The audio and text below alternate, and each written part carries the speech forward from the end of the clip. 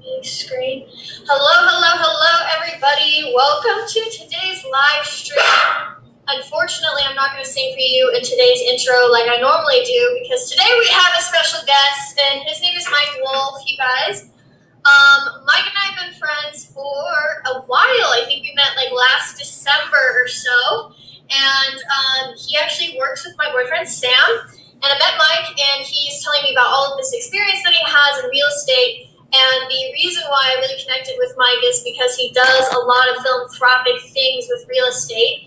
He doesn't just invest, he's actually helped a lot of people through real estate. So kind of breaks that stereotype that when you're in real estate, you think of like really like money hungry, mogul types. And Mike is not that. So today on my live streams, you guys will see me talking a lot about investing and a lot about different ways that you can use different investing vehicles to grow your wealth. And one of those vehicles is real estate. So today, I'm no real estate expert, but we have Mike here, which I'm really excited about. And we're going to be talking about ways that you can invest into real estate with no money down and some other creative strategies. So Mike, thank you so much for being here today. Thanks for having me. Great to be here. Yeah. Okay, cool. So I think something that my audience and I have been talking a lot about recently is do you need, so I'm just going to ask you some basic questions. We'll lead into like the training, but number one, let's break some myths. Do you need a lot of money to get into investing and be successful at it? You do not. I wish I would have known this when I first started because I could have had a much easier start than I did. Because back in those days, I did things very traditionally. I tried to save up a down payment and qualify for mortgage and buy a house. That's definitely a way you can build a portfolio, but it's not necessarily the quickest way. And I get people every day coming to me and saying, hey, I'd love to get started in real estate, but I don't have a lot of money. And when I first started, I was a starving ex-university student trying to pay off student loans and trying to save up enough to go back to university. And so when I see people say, I've got no money, I go, man, you are so lucky. When I first started, I was trying to get to no money. I was working my way up to no money. So absolutely, you can do deals with no money down. Yeah. Okay. So with that, then what is some of your favorite ways to do real estate? You can talk commercial, residential, private, single family, multifamily, whatever you've done. What are some of your favorite ways of being able to acquire real estate with little or no money down? Yeah, well, there's quite a few. There's something called, and I'm going to explain all these later. So if you think I'm talking in Greek, don't worry about it. We're going to go into how you do this as opposed to just what it is. But there's something called wholesaling, and there's something called tax deeds, and there's something called overages, and there's something called subject to. There are a whole bunch of different strategies that either require nothing or very little down. And then there's some stuff that normally might require a lot of money. Like if you think about a big multifamily apartment building, well, I know people, I have friends of mine that are, they're buying, actually one of my students just bought a 98 unit apartment building in Texas using none of his own money. And so even stuff that requires money, the good news is it doesn't have to be your money. And so that's the great news. But there's some strategies that literally require such a small amount that you, or sometimes no money, but such a small amount, you could actually literally do it on a credit card for a lot of people. Oh, really? Okay, can you elaborate on how you've seen that done in the past, whether you've done that or a client of yours? Well, for example, let's talk about tax deeds. That's one of the things I'm most known for. Yeah, and I'm really excited about that. Yeah, what a tax deed is, when somebody hasn't paid their property taxes in a number of years, the county needs that money for their hospitals, their schools, their police department, etc. And so eventually the county will put people's homes on the auction block, and the opening bid is whatever the back taxes were. So if somebody was $5,000 behind in property taxes, that's the opening bid. And so I've had some of my students, and this isn't a no down strategy, this is a low down strategy, but I've had some of my students pick up properties for $7,000, $8,000, $10,000, and we're talking, that's not the down payment, that is the actual purchase price of the home. That's not the down payment, and you're getting a free and clear property for pennies on the dollar.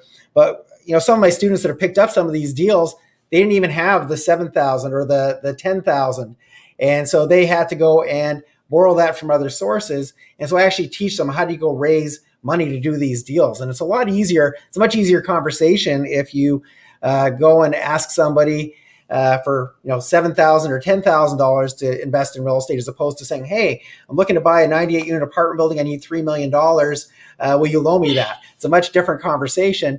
But the fact of the matter is, a lot of people could literally do a cash advance on their credit card and have enough money to go to that auction to pick up a property. And so, but yeah, that's one of my favorite strategies. And the really interesting thing is, of course, COVID shut down all these auctions for the past year and a half. So there's a massive backlog of inventory that is coming down the pipeline right now. Things are starting to open up again slowly, and we're going to see some really good opportunities for investors that know what they're doing. Yeah, so it sounds like there's going to be a lot of opportunities for sure coming up with the tax deeds. And wow, I never even thought that you could get somebody. I never even thought that you could get somebody to cover that down payment as well. But now that you mentioned the credit advance on your credit cards and things like that, that makes a lot of sense. Well, actually, let me elaborate on that, because I can make it even easier, because some people don't have that much room on their credit card. I want to give them some hope too. So imagine you knew what you were doing. You're not going to go and wing it, because these auctions, you will lose your shirt if you don't know what you're doing. But imagine you had the education, you knew how to do this training. One of the things that I give to my students, I give them my teams on the ground. So I've actually got people that go to the auction on their behalf. So if you're not living in Texas, for example, where my favorite auctions take place, they happen all over the country, by the way. But if you don't happen to be living there, well, I've got teams on the ground that will actually go to the auction on your behalf. And I've got people on my teams that will do a lot of your due diligence for you. And so imagine that you had the training, and then you do what I suggest, and that's go start networking. You go to a meetup group, or you go to a real estate investment club for other real estate investors. Well, what's the first person somebody's going to ask you? Well, what type of investor are you? What are you investing in? And if you say, and if you live in, for example, Calgary, Canada, where I'm from, and you say, hey, I specialize in Texas tax deeds, people are going to do what? What is a Texas tax deed? What the heck is that? And so people don't know what it is. So it naturally leads them to ask you a lot more questions. And so what you're going to say is, well, just exactly what I told you. When people don't pay their property taxes after a number of years, the county needs this money to keep their hospitals open, and they liquidate these properties for pennies on the dollar. And of course, the next question is, well, how do I do that? And it's a very specialized type of real estate investing. Most people don't know how to do it. It's like, can't circumvent you. They can't just say, oh, well, thanks for telling me, I'm going to go to the auction and buy properties. If they do that, they're going to lose all their money very, very quickly. So a better strategy is you say, listen, I've got a team on the ground in Texas, because now I've given you my team. And here are some examples of the deals that my team has done. And you can legitimately say that, because my team is now your team. So you can say, these are the deals that your team has done. And one of my students picked up a property for $7,200. It was worth probably between 90 and 100K, rented for $900 a month. So he just kept it, put tenants in there, got $900 a month on a $7,200 investment. And so when you show examples like that, you show case studies, the natural thing is, well, how do I do this? People are going to want to naturally do it. So you can say, hey, well, there's thousands of properties, and the only thing stopping us from doing more, we have the teams, we have everything we need. The only thing stopping us from doing more is if we had some more capital. And so if you said, hey, if you're willing to invest $10,000, we can do a joint venture together. Once again, now it's a no money down strategy for you. There is still money changing hands, but it's not your money. And so there's other ways besides having to do the cash advance. Obviously, if you have that room on your credit card, awesome. But there's other ways to do it. And, being creative in real estate will let you do go a lot further, a lot faster in this industry. Yeah. So with the tax deeds, I think one question I always had is, do you usually inherit a house that's like rough, or are you inheriting like these really cool, nice houses, or somewhere in between? Are they like going to require a lot of work? So people that go to these tax deed auctions need to be prepared to like get out a fucking hammer and nail? Well, or is it? I don't know how. Okay, I don't know how to work a hammer. First of all, so I just want to be clear. I've never used one in my life, but in any case, yes, these properties are going to be the whole gamut. You're going to find stuff that's in horrible condition. You're going to find, but anything that's got a property tax associated with it could end up on the auction block. So there's vacant land, there's single family, there's multifamily, there's commercial. I saw there was once a morgue changing hands at the auction. I've seen pubs, restaurants, you name it. Anything with a property tax could end up on the auction block. and they're in varying different conditions. And that's part of your due diligence, is you want to make sure you know what you're buying. Because if you buy a property that may look great on, maybe you're doing your research not how I tell you, and you're using something like Google Maps to look at what the property looks like, and unbeknownst to you, since that picture was taken, it's now burnt to the ground. What you see is what you get. And so we see properties in all different conditions. But one of the misconceptions is that once you buy it, you have to fix it. Well, one of the strategies that I teach is you buy low and then you sell low to somebody who's maybe a handyman. There's a lot of people that are like fixer uppers. And so imagine you brought, let's use my friend's example, my student. He bought the property for $7,200. He kept it as a rental, but let's say he wanted to flip it. So it was worth $100. Let's say he sold it for $50 and left something on the table for that next person. He wouldn't necessarily have to go and raise the money to do the rehab. You can sell it as is. That's one of many exit strategies. But yeah, there are some properties, especially if it's commercial, those properties, like if you're buying a morgue, they're probably not going to go and trash the morgue. Sometimes people, when they know they're losing their home, they're obviously not going to take time to clean up and wipe their feet on the way out. So yes, they quite often will need work, and sometimes they need extensive work. But as long as you know what you're getting into before you buy it, and you know what you have some exit strategies, or preferably more than one exit strategy, then you're good, because you're going to compensate for that before you buy it. You're going to know that you're going to need to leave something on the table for the next guy, or invest some more money to fix it. Okay. Yeah, that's such a great answer. So I guess my next question on that is, how does the due diligence process work if you're buying it? If you go to an auction, and I'm sitting there and I see this deal that I might want, do I have to pay for it and then just kind of wish and hope, or is there a due diligence period? And what does that typically look like? You don't need to go into extreme detail, but just give us a high level view of like, what can you do to protect yourself to make sure you're not buying something that you're just really not ready for? Because even though it's cheap, you still don't want to buy a cheap mistake. I mean, nobody. No, buying a home for cheap isn't the goal. Buying a home that's going to make you a paycheck is the goal. And if it happens to be an inexpensive property, awesome. But just buying something for the sake of buying it, or just because it's cheap, that's a good way to lose your money very quickly. I'll actually give you an example of a deal that went wrong. Luckily, not for one of my students.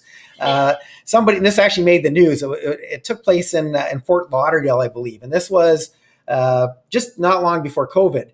And this person bought what they thought was a villa. There was a side-by-side villa, and they thought they were buying one of the sides of that villa, and it was worth, if I remember correctly, around $250,000, give or take. And they picked it up for $11,000, and they thought they got the deal of the century, until they found out that what they actually bought, there was a strip of land that separated the two villas, and it was 100 feet long by maybe 1 foot wide. That's what they actually bought for $11,000. So your due diligence is, one, to make sure you know what you're buying in the first place. Knowing you have to know what the value is of the property, so you know what your maximum bid is going to be. You need to make sure that the title is good, meaning that when you buy these properties, typically what happens is all the liens, the mortgages, everything gets wiped out.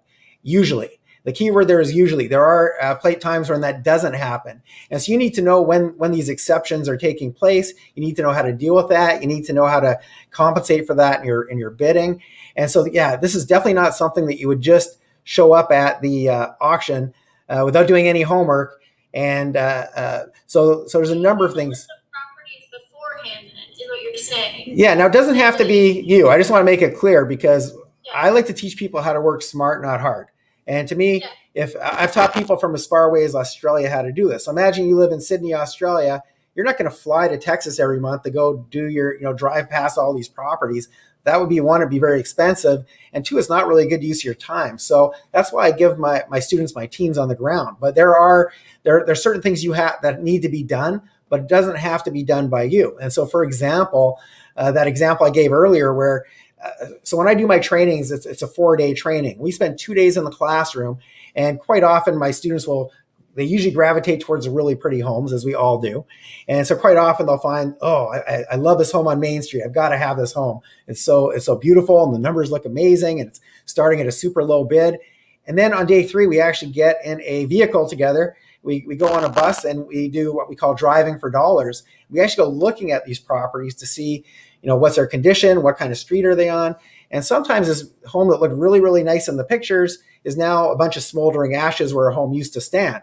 And so part of your due diligence is to have somebody, once again, doesn't have to be you, but you have to have somebody going and viewing the property to make sure that what you're buying is something that is, yeah. So there's different things that need to be done, but I'm a really big proponent of having teams do all that work for you. Your job really, if you take the training, for example, is to go back home, network. And if you don't have a lot of money, your goal is to go spread the word of what you're doing. And your goal isn't to actually go to the auction. Your goal is to raise money, call the team, say, hey, I want to bid on this property, this property, this property, and then create joint venture partners till you've done a few deals. Then you don't need their money anymore. Yeah. Okay. That makes a lot of sense. So you get the list of properties before, and that's how you do your due diligence. So I know a lot of people had questions. They were asking me about that last time because we brought this up on Sexy Cooking class, actually. That's right. And people were wondering. That was so long ago. We got to do that again, by the way. But people were wondering how you do the due diligence because they thought you just showed up to the auction and then they're like rattling off these properties and you have to make a decision on the spot. But that makes sense. You do your due diligence beforehand. But maybe I'm misunderstanding this, and maybe you can maybe this is the risk side of it that I'm missing. But it sounds like even if you acquire a property that's way worse than the photos, if you're buying a property for $7,000, my natural thought would be that even the worst case scenario, if it was just burned to the ground, couldn't you still sell that land? Wouldn't that land be? Well, yeah, that would be that would be a plan. I mean, a better plan is to do the homework. But let me give you another example. Let's say you bought a piece of land and you got it for $100, and sometimes we see empty land going for literally under $1,000. Imagine you got a piece of land for $100. You think, well, what's the worst thing that happens? I lose my $100, even if I totally mess up. Well, here's the worst thing that can happen. Imagine if that land used to have a gas station on it that's contaminated. And now the cost to bring that up to code is $100,000. Well, somebody just transferred their liability to you. That's now your liability. And so the amount you invest isn't the maximum you can lose. It's whatever liability you just took on. And so you have to be very, very careful because there are a lot of worst case scenarios than the home being burnt down. There's a lot worse than that, believe it or not. So you have to be really careful. I knew that it was too good to be true. I was like, there has to be, because that makes a lot of sense, Mike. Okay, so when you go to these auctions, maybe because you have so much experience at doing this, and I wonder if you'd be comfortable sharing, but if not, just give me a signal, and I'll change the subject quick. But I'm just kidding. When you go to these auctions, how many properties do you usually acquire when you go? Or does it completely vary? Or at least how many do you try to acquire? Well, here's the thing is that every auction is totally different. Some months there's more inventory, some months there's more competition, sometimes less competition. There's a whole bunch of factors. And so I always recommend to my students that you have a list maybe of 10 to 12 properties, not just one.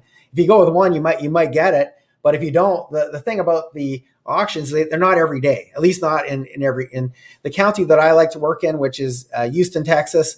That auction takes place on the first Tuesday of every month.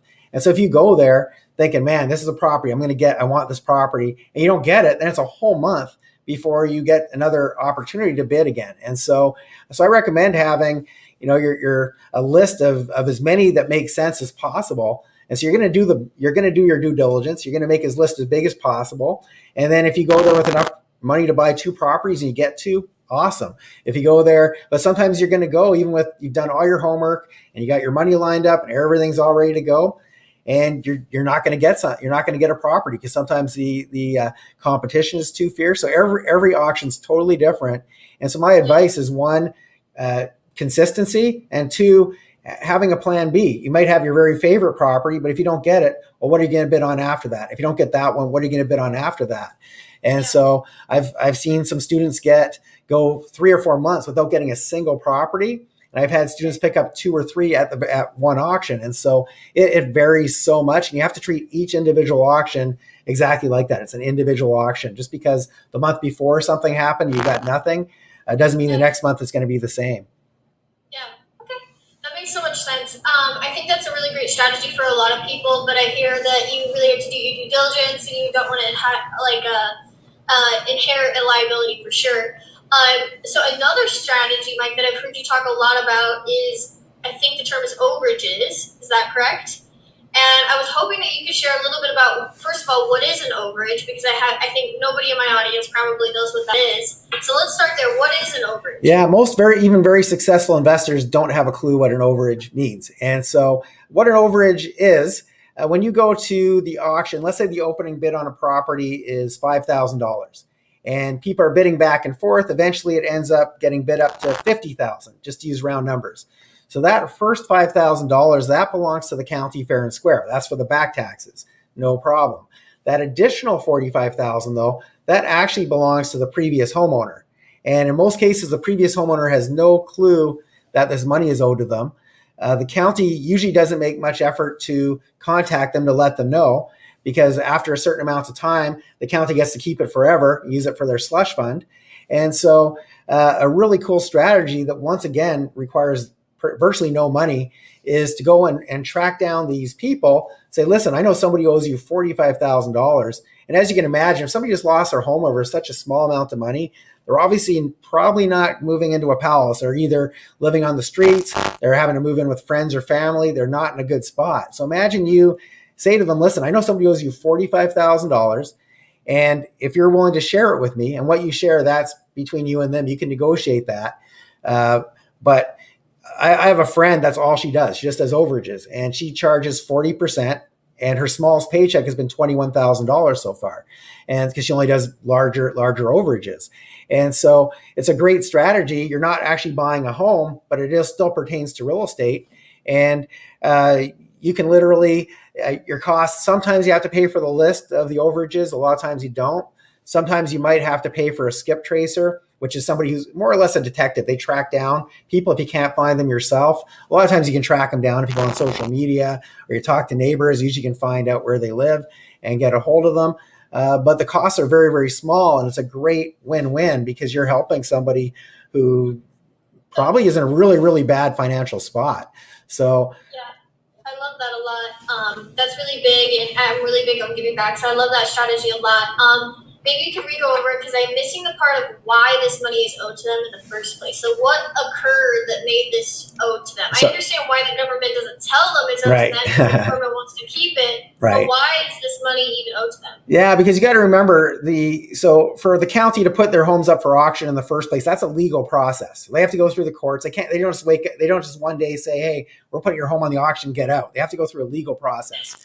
And the legal process says, when they go to court, the judge will grant them the ability to get the money that's owed to them. But so let's say somebody was behind $5,000. We'll use that example again. Right. So the county by law is allowed to collect $5,000 by putting the home up for auction. But anything that goes above that doesn't belong to the county. The county doesn't make a whole lot of attempt to track down these people. And these people, you got to remember, you just lost your home. You're not going to the auction to see hey, I wonder what somebody's going to pay for my home. You're probably very depressed. You're probably having your head buried in the sand. You have no idea. And you don't even know that even in theory that money is owed to you in the first place. So you have no idea that somebody owes you this, let alone, it drives me crazy because if you go into a 7-Eleven store and steal a candy bar, they're going to take you down to the station and you're going to have a criminal record. If the government steals billions of dollars of people's money, nothing happens to them. They get to keep it. It's frustrating. So what the fuck? Yeah, you just blew my mind right now. I don't even know how I feel in the inside. So I love that strategy so much. It sounds like there is definitely more work involved with this one though, because you have to be able to track them down and put in that. But I think that's such an awesome strategy. Have you ever found that it was like, is there a certain percentage of people that you just can't track down? So, for example, if someone wanted to pursue overages as like their thing that they're doing, should they expect out of like 10 overages that they find only to locate 2 of them and then only to get a deal with 1 of them? Like, what are some KPIs, I guess, that they could shoot for? It really comes down to what your strategy is. Because if all you did, for example, is looked on social media, hey, I wonder if I can find this person on Facebook, that's going to give you a very small result. If you take it a step further, hire somebody who specializes in that, you're going to get a much larger percentage. So it really, how much does that usually cost to hire somebody to do that? It depends on where and how much work they have to put into it. A lot of times it's as simple as asking the neighbor, to be honest, because a lot of times the neighbors There's also different resources online. There are sometimes if you pull if you pull title, you can find out a second address for them. Sometimes online you can find relatives. So there's a bunch of different ways. Usually I wouldn't go that far necessarily to hire somebody. But if it was a really big overage that might be worth investing a little money into, then you can. But a lot of times, just being your own detective, you can find that quite often, like I said, the neighbors always seem to know everything about the person who used to live in that home. So That's true. That's so true. It sounds like fun too. For the right person, I have some friends, Mike, that are they're kind of freaky, and I think giving them an opportunity to stalk somebody or hunt them down, but also be doing good, if you really into that. So I guess then with that, of these two strategies, or do you really not have a favorite? But of these two strategies, which do you feel is if you had to recommend something for somebody to pursue because they didn't have any money but they wanted to get into real estate? Of the two that we've covered so far, what is your favorite strategy? Well, what if I complicate it and I add a third thing that all goes hand in hand with these two? Third thing, yes. Let's complicate it. So you got to remember, every single month, the county is publishing a list of people whose home is going to go on the auction block in approximately 3 to 4 weeks. And so when I see that list, one of the things that I teach my students is that I don't even like the term real estate investor, because what does that really mean? It's kind of, a real estate investor could be 100 different things or 1,000 different things. I think we're problem solvers. At least the ones that the strategies I like to do, I like to be a problem solver. And because behind every home that goes for sale, there's always a story behind it. People are either getting divorced, they lost their job. And a lot of times bad things happen to good people. Like, just think about what's happened since COVID started. A whole lot of people lost their businesses, people lost their jobs. These are people that prior to COVID never missed a mortgage payment in their life. They never missed a credit card payment. Now all of a sudden their business shut down. What do? You have no money coming in. What do you do? And so I like to help these people. And if we go back in time to the last big recession, 2008, I had a company back then that I called Foreclosure Fixers. And with Foreclosure Fixers, many of you have probably seen those postcards. We buy homes, we buy ugly homes, we'll pay cash for your home, etc. I took time to learn the foreclosure laws. I hired an attorney, sat down with them for many hours, learned the foreclosure laws inside and out. And then I sent out a pamphlet that said, I can help stop the foreclosure. And so that got a much higher response, by the way, than saying we buy your home or we buy ugly homes. And a lot of times I find myself in front of one of two different types of people. One is what I just said, those people that they've never missed a payment in their life. Their credit was pristine. Something bad happened. They lost their job or their business. And for those people, a lot of times, okay, they lost their job, but now they're working again. But maybe they got behind by $10,000 on their mortgage payments. They can now afford the monthly payments, but they can't afford the $10,000. They can't get caught up. And so in a lot of cases, I would loan the money, help stop the foreclosure, keep them in their home, and they would pay me back in installments with some interest. But then there's a second type of person that would call me. And these people, I would say, live beyond their means is probably the best way to put it. And even if there was no COVID, even if they didn't lose their job, they were really if they missed one paycheck or their car breaks down, they're screwed. They couldn't afford their mortgage anyway. They bought a house more than they could afford, and they would have been in a bad spot no matter what. And people like that, you can't loan money to, because you're just giving them a Band-Aid. They're going to burn through that money. They'll never pay you back. And so for those people, I would do what I call a soft landing. And what I mean by that is, I knew I could, when I was sitting across from them, I could get a home run on their property, because they would take anything. I'd give them $1, whatever. Anything just to bail them out. But instead, I would always make sure they had money for a damage deposit and several months rent, money for food. And I'd always give them some training on how to rebuild their credit. Quite often I'd work with them for a while afterwards to help them get back into home ownership. If I had another property in the market they were in, I sometimes do a rent to own for them on something more affordable. But I'd always leave them in a better place than where I found them. And what I learned from doing that is that, okay, I didn't get the home run. Maybe I only got to second or third base. I got a smaller paycheck than I could have got. But these people, if they lost their job, well, guess what? They worked with 10 other people that lost their job, and they'd refer all of them to me. The other thing that started to happen is the lenders were surprised, because all of a sudden this mortgage that was very delinquent all of a sudden got bailed out. And I started to get lenders contacting me saying, hey, we've got a whole bunch more of these. Can you help us with all these other ones? And so it led to, I didn't really have to market for very long, because I started to get known for what I was doing, and people started to contact me. And even though I wasn't getting the home runs, I was getting a lot of paychecks from it. And so the reason I tell you this is that when you see that list of people in trouble, most people just think, oh, I'm going to go to the auction. I think, how can I solve that problem before these people lose their home? What can I do to help either keep them in their home or help them to? Sometimes I do a joint venture. I'd say, listen, you're going to lose this home no matter what. You're too far gone. But what if I invested some money? We'll fix it up really quickly. We'll put it on the MLS and we'll share some of the equity instead of you losing the home, losing your credit, and getting nothing. And so, so I like to add that third part because I call this a trifecta of real estate. You've got this list. Part one is what we call pre-foreclosure. It's helping these people who are in a spot where they're going to lose their home in a very short amounts of time. Part two is actually going to that auction because we can't help everybody going to that auction, trying to pick up a property there, obviously for a deep discount. And then the third part is the overage. So you can do all three of them using the same list. Now, I know a lot of people are thinking, well, this is supposed to be no money down. How do I help these people do that soft landing if I don't have any money to give them to buy their home from them? Well, that's where another strategy that I think is one of the most important no down and low down strategies is something called wholesaling. Now, what wholesaling is imagine you were driving I know you don't have kids, but imagine you're driving your non-existent kid to soccer today, and you're driving your dog to soccer, and which is interesting. But along the way, you see this home, and you've probably passed by it 100 times, and it's got a tarp on the roof and weeds up to your knees, and it's obviously been abandoned and neglected. And all these years you've driven past it, you never really thought anything of it. But now that you're a real estate investor, all of a sudden you're thinking, hey, that looks like a prime candidate.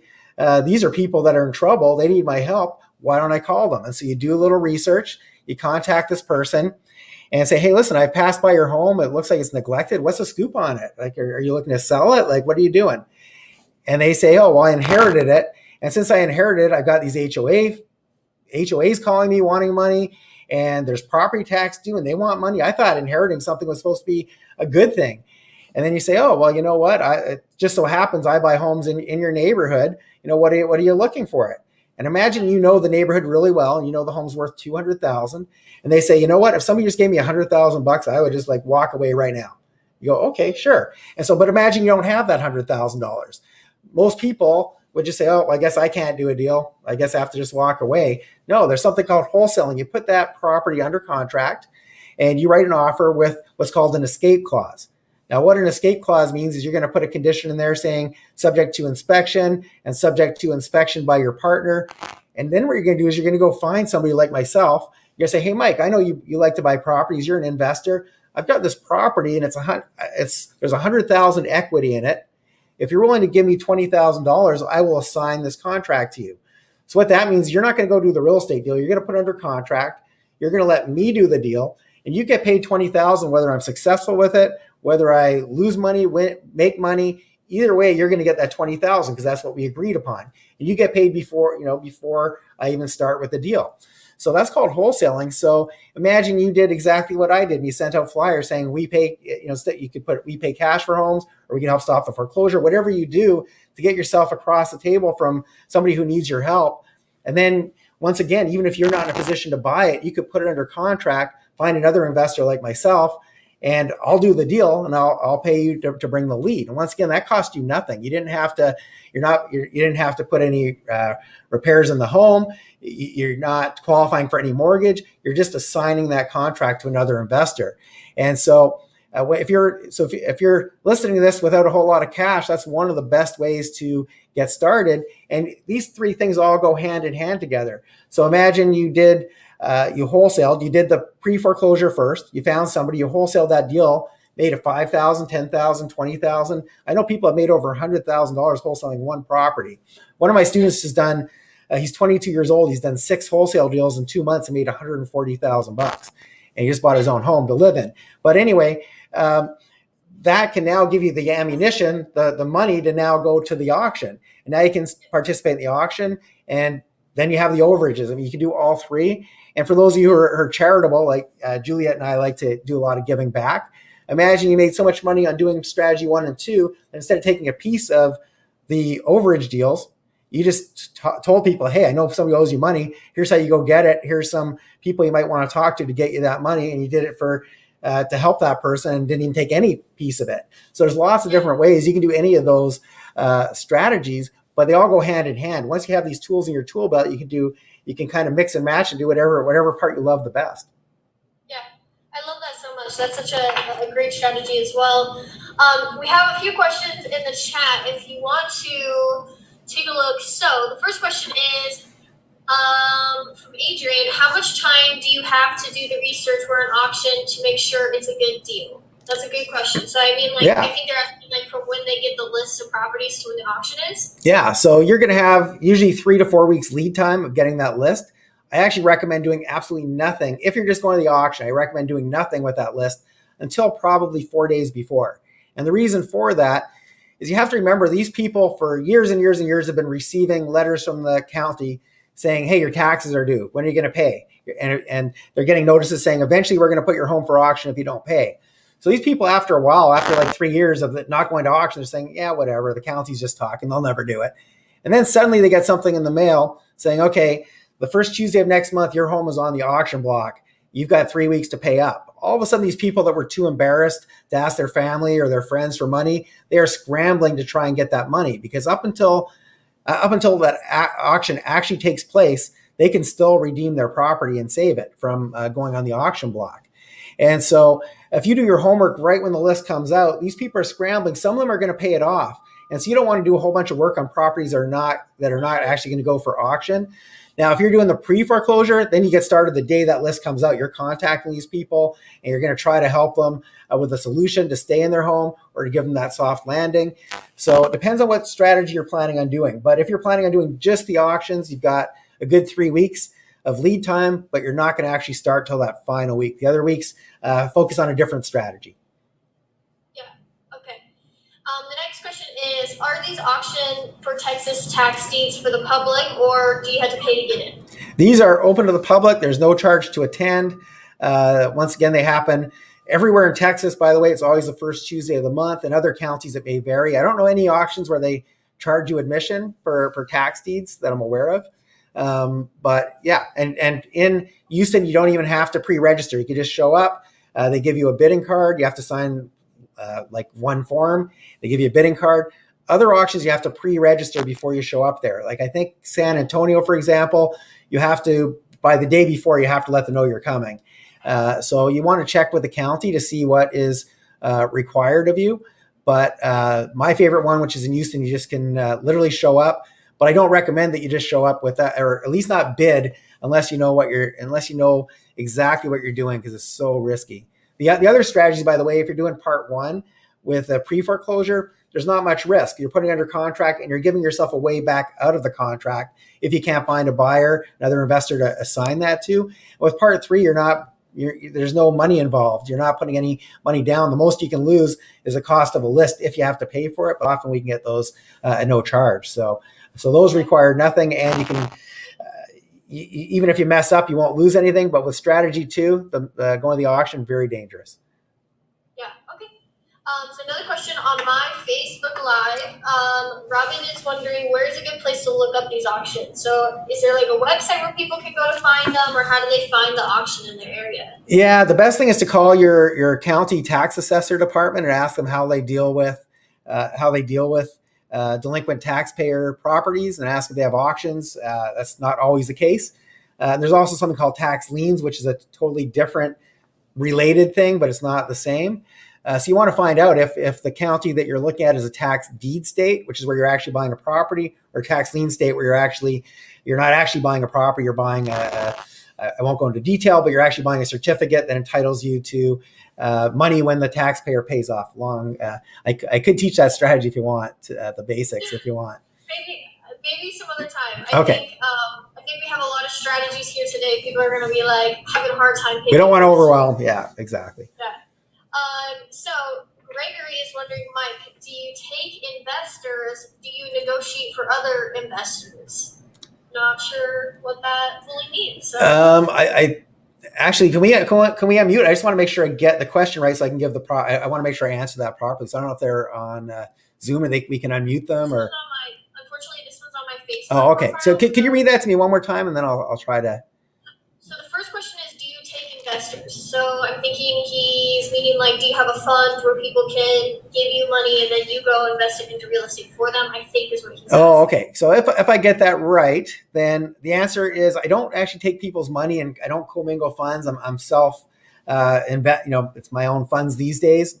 I wish I had these people asking that 31 years ago when I started. They were nowhere to be seen. These days I'm self funded, but I do sell turnkey properties in Atlanta. At least I'm trying to. I had an investor buy all my remaining inventory. But what that means is I go buy homes, I fix them, put tenants in place. I have my property management team look after it. We sell these to investors all over the world. And but I just had somebody pick up every remaining property that I had in inventory.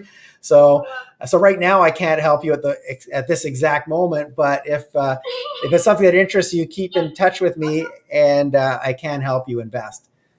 How come you don't do, or you don't want to do the taking on investors anymore, but you did in the past? Is it just like it's too much Well, stress? I feel like that's why I haven't done it personally. People ask me why I don't do that for private equity, but it's not. I can teach you how to spend your own money and make smart decisions, but to take it and do it, like that's a lot of stress. I don't know if I'd sleep well at night I if don't that was find I don't find it so much stressful because I've been doing this a long time, and I'm not saying I never make a yeah. mistake because that would be a lie. But after a while, after 31 years, you either are really good at something or it spit you up and it chewed you up and spit you out. And you're no longer in the industry. So I'm very confident in my ability to make investors money. However, when I first started, I was like 23, 24 years old. Now I'm 55. I've got grandkids.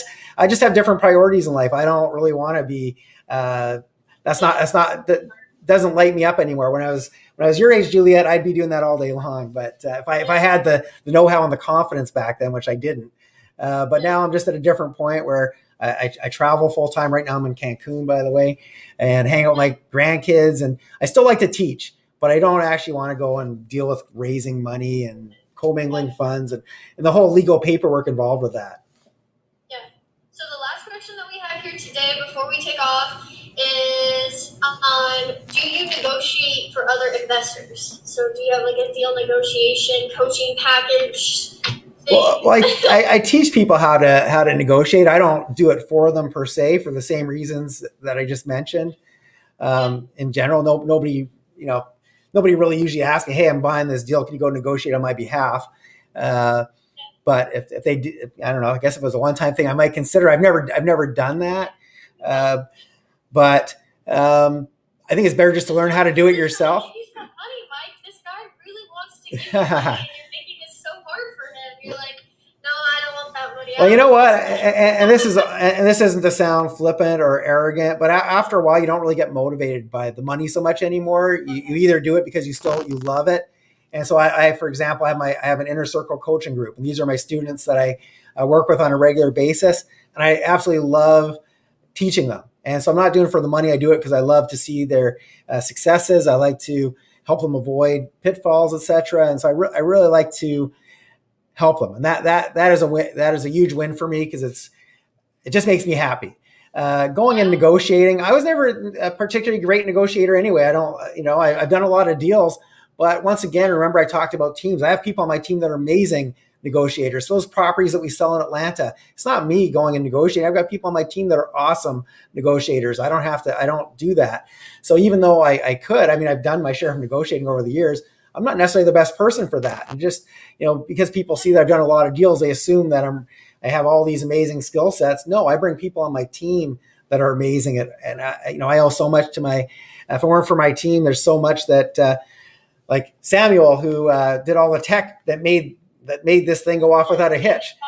If it weren't for Samuel, this would not be taking place right now because I would have totally messed it up, and you guys would be looking at a blank screen right now. So I am very happy that I've got amazing people on my team, and I recommend that if you don't feel confident as a negotiator, either learn how to be a good negotiator or hire somebody that is, and put them on your team. And that's a better way to do it than to just say, "Hey, I see you do a lot of deals. Come negotiate for me, and I'll pay you," because I'm not necessarily that great at it. Yeah. Okay. Awesome. So, tell people how they can get in contact with you. I have you tagged on my Facebook.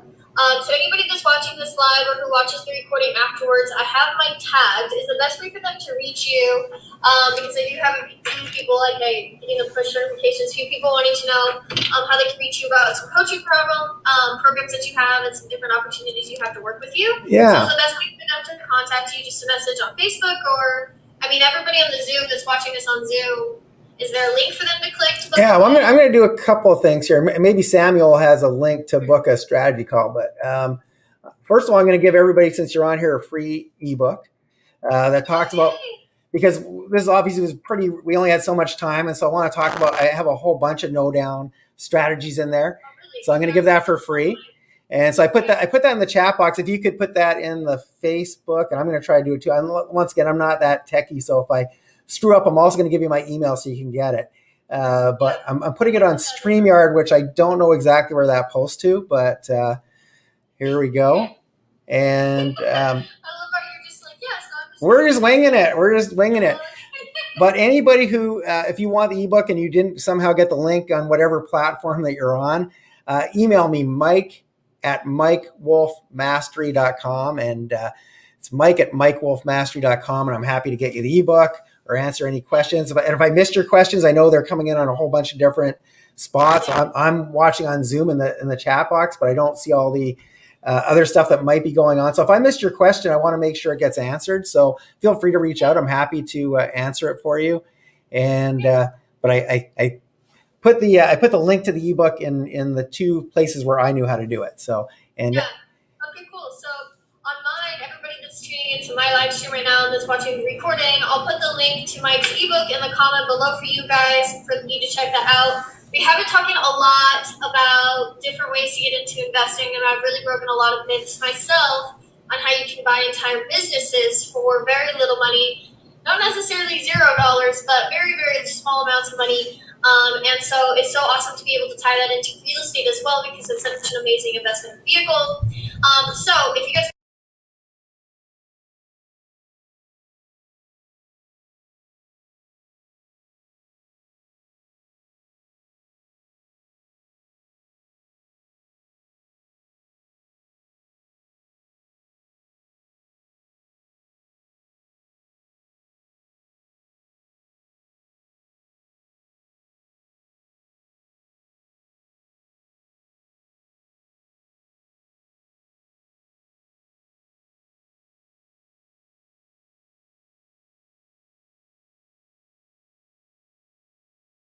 for coming and talking today. I'm hoping actually that you would want to do another one. Maybe in a couple weeks we could do another one, but talk about different strategies, maybe like the next level of strategies for people. So absolutely. Yeah. Well, thanks for having me, and I'd be honored to. I'd be more than happy to do that. And I'm glad you didn't ask me to sing though, because that I will. That's where I draw the line. And for the sake of everybody listening, I won't do that.